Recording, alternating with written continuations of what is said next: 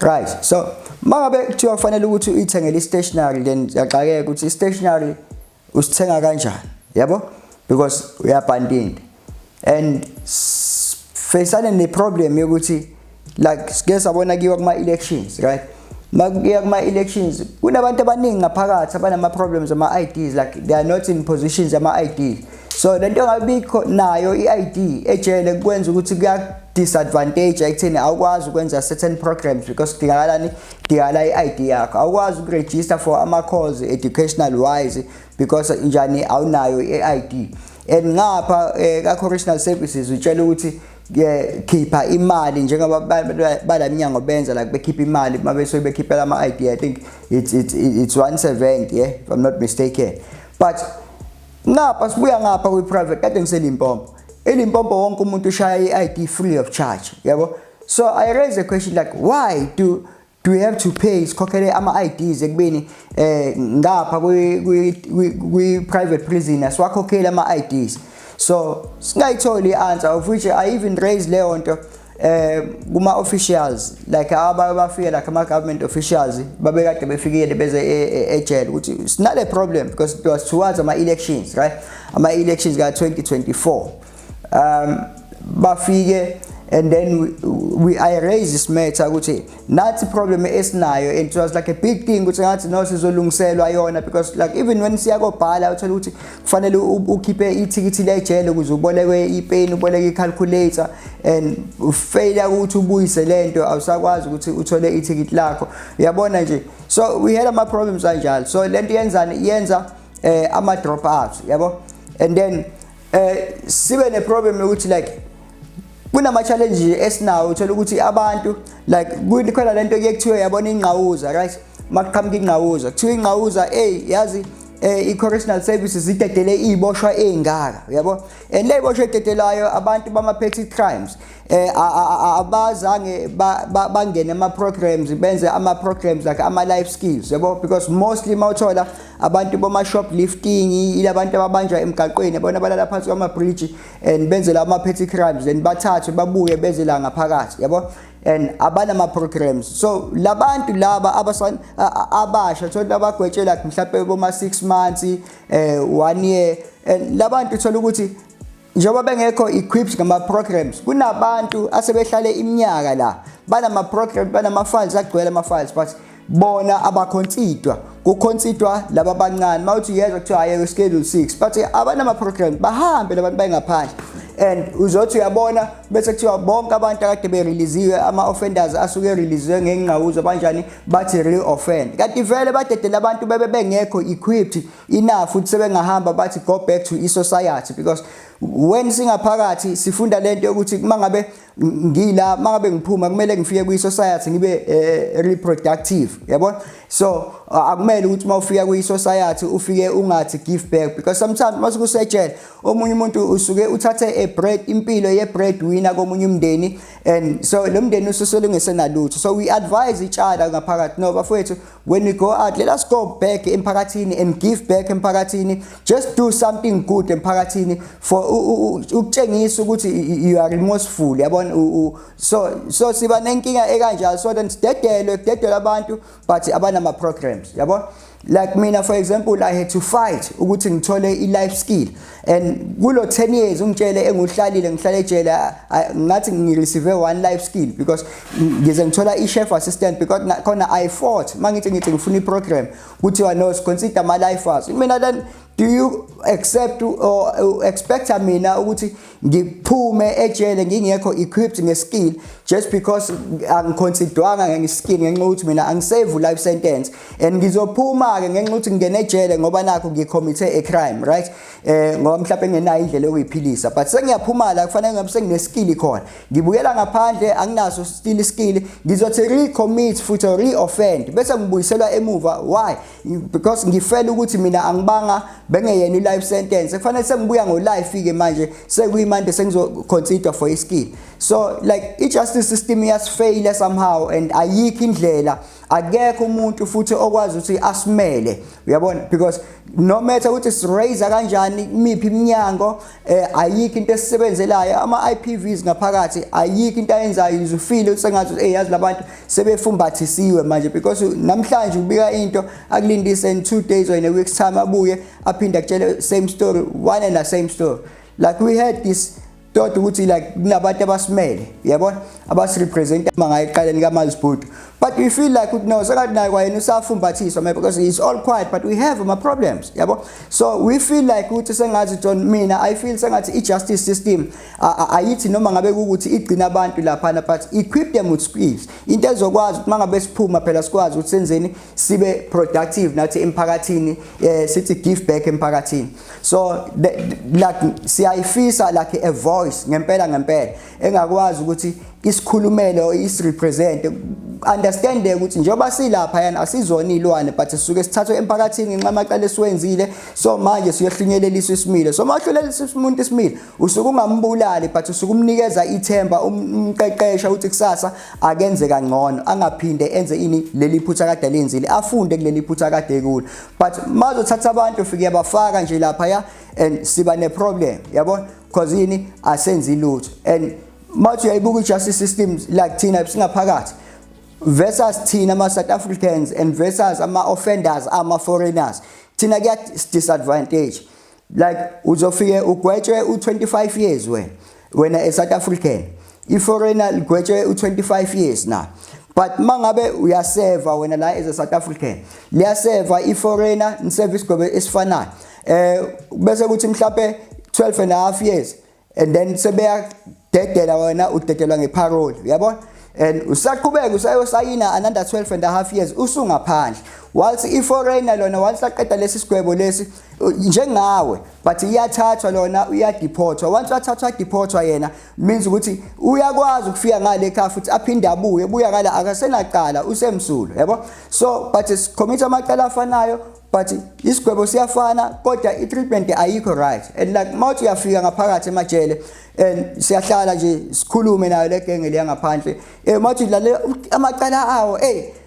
ayasinda amaqala anesihluku uyabona and but uyabona igwebe ekhona no akukho fair we are not saying kukhona icala eli-right okhona elingcono kunelinye a crime is a crime and akufanele ibe justifiable but sesicela ukuthi kuba sihlunyelelise isimilo i-justice system ayike isicabangele ukuthi ayithathi imbongolo nje ifuhlele esibayeni but ithatha abantu iyoqeqesha abantu babuye being better people mangabe sebebuya ngaphandle so like mangisuka ngenxa ukuthi ngi-advocator like so I became like a voice for abafowethu abanye because very vocal in such a way ukuthi I remember ukuthi I was even named uMalema eTurban Westville because indlela bengikhuluma ngakhona right then siyabuya ke sekuthiwa manje sengiqualify manje for i-medium so angisaqualify kuba se-Westville manje because i-Westville is like a reception so kunaba mix mamphela kufanele bathathwe bayiswe kwamanye ama-prisons so sekufanele ngiye to a different prison well ngithathwe ke ngithole i-transfer was July 2024 ngihambe ngiye eMaritzburg ejele laseSifontein sesithi isemaplazini semakhaya kunengulube kufuyiwe yonke into ngifike mangifika kulela jele impilo ke masukusuka kwelinye ijele uya kwelinye ijele yes usukungazi lapho but one thing for sure la usuka khona njoba uya kwenye indawo khona umuntu ezofike umazi okade unaye kwelinye ijele yabo so yafika laphana ngiyabona these are new people khona ibuse ngibaziyo siyaxoxa kuba right ngiyahlala and so as umuntu ke ongawushayi umthetho yabo so kukhona ejele ukuthi noma ngabe kuthiwa awushayi umthetho kodwa kufanele ukuthi phela akube nalazo affiliate khona njengoba sinama groups kunama 26 kunama 28 makuthiwa wena ushaya umthetho okay njengoba ushaya umthetho kumuntu kababa kodwa akube khona la ozo affiliate khona phela itsida zoba ugcwala ama 26 noma ugcwala amadoda amnyama yabo so obviously zo affiliate somehow yeah then nama ngifika kanjalo ke ngihlale ke nami ke nabafowethu ke bama 26 manje ukuthi inombolo angiyishayi but mangibuka ngithi okay abobani abantu engahlala nabo ngenxa yasiphi izathu. So mawulandela uyathola ukuthi no yazi ngala kunenhlonipho ukuthi kahle kahle mawukhuluma ngesigebengu, isigebengu sinenhlonipho nanokuyiphatha indlela ayiphatha ngayo, awukhulumi noma yini, and futhi imfundo kahle kahle iyaqhakambiswa yabo. So ngithi ayazi ngala ngingahlala ngakhona, ngiyahlala nabo, then ngihlale kanjalo ezugcwala ngabi nankinga, ngiqhubekele nomsebenzi wami esengihlele ngiwenza as usual, ngiqhubeke futhi nasenkonzweni, ngiyakhonza futhi ngaphakathi la ezingila ngoba sengizophuma. So mthetho bakade ngibuyela eWestville ngoSeptember ka2021. So ngifikela kunabazalwane abajwayele ukuthi bafike nje benze iprison ministry, bazivakashele whereby babonelele ungena cosmetics because bese uyicabangela ukuthi labantu basuke ekudingi. So ibandla lifike abazalwane mhlawumbe basiphathele ukudla, benza application, basiphakela ukudla,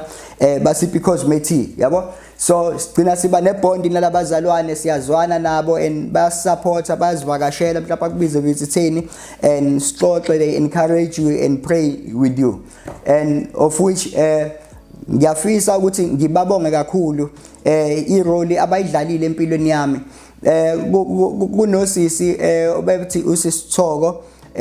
webandla iJDI, and belokho efika nje njalo bana le prison ministry efika zosilekelela because even ngisho umuntu esezophuma and ukwazi ukuthi asizakale ibona yabona. So mangifika kulala jele vele sengizophuma, right, ngiyahlala yonke into ihamba kahle abantita. Now usually kunento eyenzakalayo kwejele, siyazi ukuthi every year mangabe kuzophela unyaka kufanele ijele malivala. So ijele alimali livala isinemi kanjani ngoba kuzobe kunento esuke yenzakalile. So siyathandaza ke like at the time ngangihlala eSeaside, like ngihlala number 2, C2. So yahlala lana, so abafowethu sonke yobehlele la endlini, sinama Nazaretha lana, sinabafethu abangakhonzi, sinabapostoli, sinamaKristu, kodwa sivumelana ngento eyodwa ukuthi bafowethu njalo ekseni siyacela Jesu sithi gozololo sibonga uNkulunkulu for ukuvuka silale ebese siphinde sicela ukukhuselwa yena. Hayi na ngempela kube iculture yethu esiphila ngayo leya yabo, culture yethu esesiphila ngayo. And siyakhuleka la sikhulekela ukuthi sicela lo nyaka lo ka2024 angabi na incident yabona, because we understand ukuthi lento it's a spirit makusuke kwenziwa kuphakanya yonke leyo nto. We understand thina bakamoya ukuthi lento kusuke kuyimpi yakamoya yabona. So suke silwa ke sikhuleka against the spirit ukuthi ispirit sokuchitha igazi asingabi biko. Set this time ijele alivala sikhuleka hayibo shana uNovember shaya December kwenzakala ilutho. Silokho sibonga uNkulunkulu qhubeka uyabona zathi mangabe zithi happy new year, so kwathi makushaya umhla ka1 sijabulile siya celebrate sithi hawu wazi wamkhulu uNkulunkulu kwakuhle. Done mhla ka1 ekseni siyaphuma usually ejele kunento abayenzayo njoba kunabantu kunezindlu zabantu abangayishaya inombolo abangezona igebengu, kunezindlu zabantu abayigebengu. So mangabe ivula lezi ndlu kiyo phaka ayivulwa kanye ngoba awukwazi ukuvulela abantu ukuthi uvule inyamazana, uvulele inyamazana kanye nempisi ngoba phela manje mangabe kuzophakanywa ejele kuzophakanywa ngalabantu okuthiwa bayimpatha abafana nathi ngoba yini asishaya inombolo yabo. So noma ikanjani definitely kuzobhekwa kubona, ngeke kushawe i28, ngeke kuze kushawe i26 yabo, but kushaya labantu okuthiwa yimpatha. So yavulwa ke thina sikuphi sisedi amaphoyisa seDNC bayaphakisa baqale baphakise and then bese beyabuya sebezovula bazovula eD. Mabevula eD bavula izindlu ezi2 iD5 neD4. Lezi indlu lezi ayishawa inombolo, kuhlala abantu abangashaya inombolo khona yabo. So yilabantu abayini ke singathi bayimhlatshelo, ibona bakwazi babe yimhlatshelo because kubhekwa kubona makumele kuphakade. Hayi sekuvulela lezi indlu zethu zombili hayi siyaphuma yabo. Mhla ka1 January 2025 mina ngiyaphuma kulo nyaka 2025 kumele ukuthi ngiphume ngoJuly 29 because ngibala i-date of sentence yami. So isigwebo sami siphela i-half sentence yami uJuly 2029. 29 July 2025. Then siyaphuma siyahamba se dining hall. So i dining hall ise Seaside. Siyangena e dining hall as usually kuyangena abafowethu sinokungena balayinile abafowethu basuke beya kophaka lapho ngokwenza imbili ikhala khona ufike ufake iplate lakho uphake lo two slice wakho ufake le nkomishi yakhe eParish idlule uye ngale mhlawumbe uthatha ifruit mangabe umuntu odla idiet yabo. So mina because bengidla idiet obisi ekseni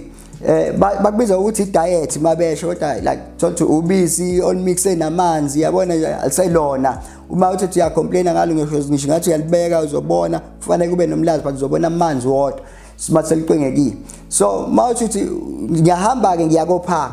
so ngiyaphaka ngidlula abafowethu la abamile la ngihamba nenye idenge nami ngiyadlula nje anginake lutho like ngihambe makithi ngiyahamba like ngizwa ngento ngishaya la ekhanda yabo mhla ka 1 January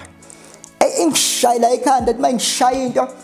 ngiyaphenduka but ngiyaphenduka already like emehlweni sengathi seke blur nje amehlo angisaboni kahle sengiyafifiyela ngithi ngiyaphenduka ngithi ngiyabuka ngibona sengibona ngesithunzi nathi siyaphakama futhi siyabuya futhi uphinda uyashaya. So mathi mayishaya okwesibili sengiyabuyisela nami sengishaya into engayazi ngishaya isithunzi nje but ukuthi ubani angiboni yabo. Then ibosha zenzani ziyasuka ibosha ziyahlehla zonke ziyagijima ziyabaleka kugcwala ihall like amaphoyisa amile like kuyakumangaza amaphoyisa amile ancike odongweni yabo ngakula esiqhamuka ngakhona. But njobe emile kanje kwenzeka yonke le incident la bayasuka bayabaleka abantu ngiyabhudukuzana nalomuntu because the way angigwaza ngakhona usually sibona ama cases sina gwaza umuntu afe umuntu same time. So ngiyabhudukuzana nalomuntu ugcina uyaphansi yabo umeyaphansi ubheka phezulu nalesikhali sakhe asiphethe ngiyasibona like ngiblaka emehlweni angiboni kahle. So sengiyaphuthuma ngithi ngiyaphuthuma yabo and mangithi ngiyaphuthuma phansi ukuqhamuka omunye uqhamuka lapha eminyango uyagijima accuse wakhe kanti eqhamuka egijima adlula kukwaze omunye umuntu ohlala D4 endlini next door yami yabo athi megwaza yena athi isuke endleleni awemgwaze yabo amgwaze maye mina nje bakithi ngishona kuleyo phansi ngiyambona lo yezwe uyagijima then sekuphoqa ukuthi enjeni sekumele ngisakende kumele ngisuke la bese ngiyabaleka sengishona semaphoyiseni like ngishona semaphoyiseni babamba idonki ibili like iphoyisa le ESC lifuna ukushaya mina yabo. So mathi liyabuka ngibona mina ngigcwele igazi mina kuphopha ama igazi ithi ngikwenze njani hayi sengagazi angazi like sengifuna la lo muntu like ngifuna umbona okay fika amaphoyisa abathatha abashaye like abayise esibhedlela like sesiyahamba ke sonke sesibhedlela. So masifika siyababona laba ya esibhedlela and ngibuza umbuzo mina sigwazwa kanjani abantu abahlala kwenye section while thina sihlala kwenye section and yet ngomthetho asikwazi ukuthi sivulelwe kanye kanye abantu abashaya inombolo nendle abantu abangayishaya inombolo. So labantu bekwenzakala kanjani baficwe bese passage because bebekade beqase epassage ngokusho kwamaphoyisa but makuvulwa indlu kukhishwa abantu ziyaphuma ibosha ihambe ziyophaka bese yabuya iphoyisa lenza sure ukuthi epassage akunamuntu emastepsini aqashe umuntu then bese kuyakhiya isicaba. So kwaba like one of those things ukuthi mhlawumbe sidayisekile yabona because mangabe uthatha ngisho nesikhathi siye reaction lapha kwi scene incident iyakumangaza it's very questionable right. Okay silimale kanjalo it was January 2025 January 1 and then umuntu alimale kuthiwa sivula ama case and umuntu enza follow up nendaba ye case yabo mayenza follow up umuntu ngecase lena. I remember being endlini ngale kweButler Garden ngicela ubaba ngithi baba cela usicelela i-manager sifuna ukwenza i-follow up ukuthi i-case kwenzakalana ama SAPS sekuphela 2 weeks awaqhamuka athi yena like impendulo of which ngaze ngahamba ngayi reporter leyo incident wathi lo baba kumina yini lokho enifuna amaphoyisa nazi manifuna amaphoyisa siyaboshwa thina wathi ngiyabona next time mangabe kugwazwa makugwazwa nina angeke size sinyakaze thina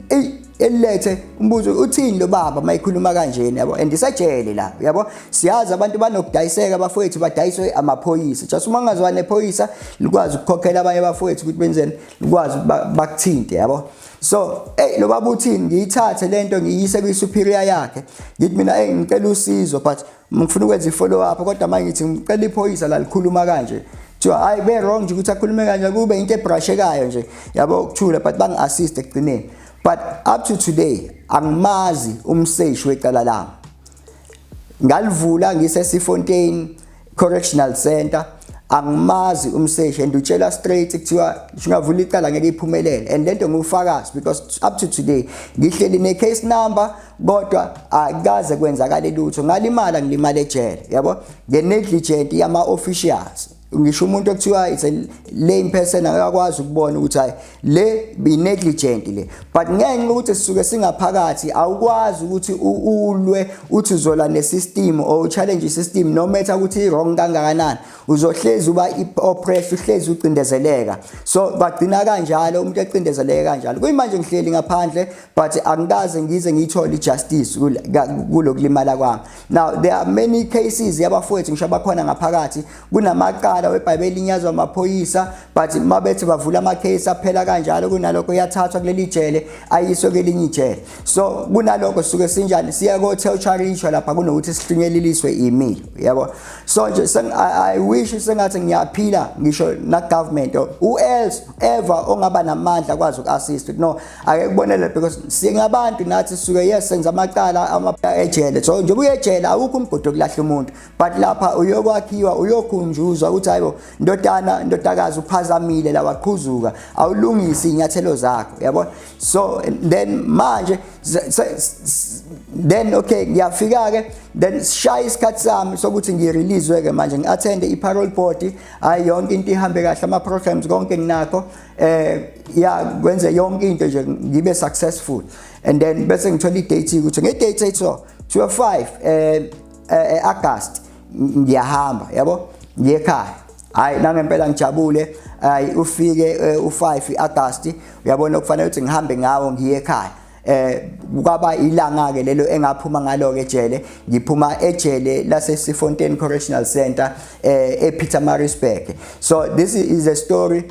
my story, my experience noNkulunkulu because I believe ukuthi bengihanjiswa uNkulunkulu ngenxa yani because I was very disobedient from the very first time ngangakwazi ukulalela uNkulunkulu mayikhuluma nami. So I understand manje uNkulunkulu uyakwazi ukuthi akuthathe akufake esimeni ngoba esuke enenhloso ukuthi akufake lapha because I believe ukuthi ngifunda izinto eziningi la kade ngikhona as much as noma ngabe umzima engibutholile but ngiyakholwa ukuthi kungenze ngaba a better somebody. Kunezinto namhlanje engikwazi ukuzenza ngiyakwazi ukuthi kube khona into engikwazi ukuyitolerate futhi bengenze ngikwazi before ngenxa yani ngenxa yemfundiso engifike ngayithola as much as kuleka but into noma kungathiwa kuyaleka kuyisystem but masilapha yana kukhona abantu